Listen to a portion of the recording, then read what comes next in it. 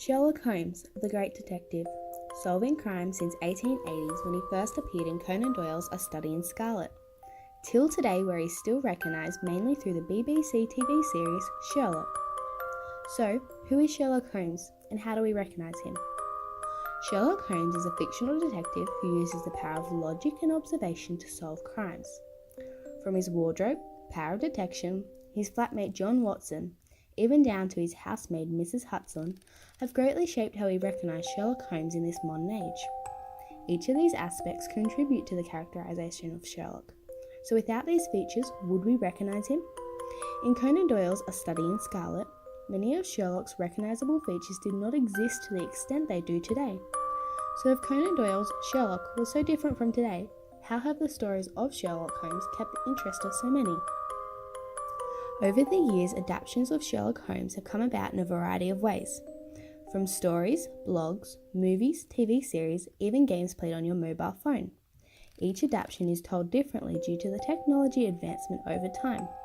This technology enables these authors to engage their audience with easier ways to view the new and improved content of Sherlock Holmes.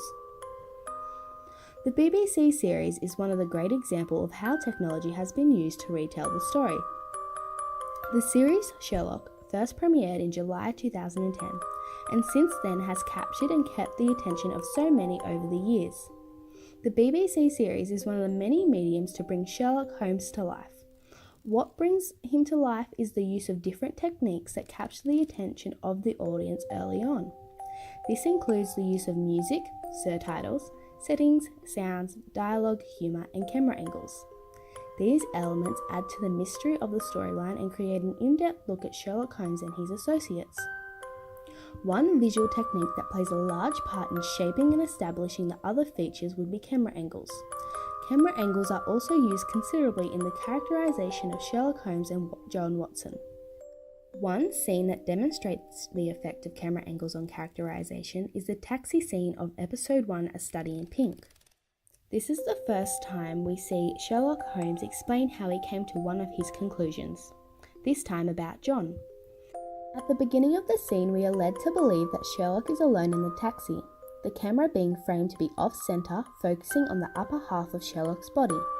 As the scene progresses, a cut shot is made to the other side of the taxi where John Watson is shown to be seated next to Sherlock, but still out of focus. This continues for the rest of the scene.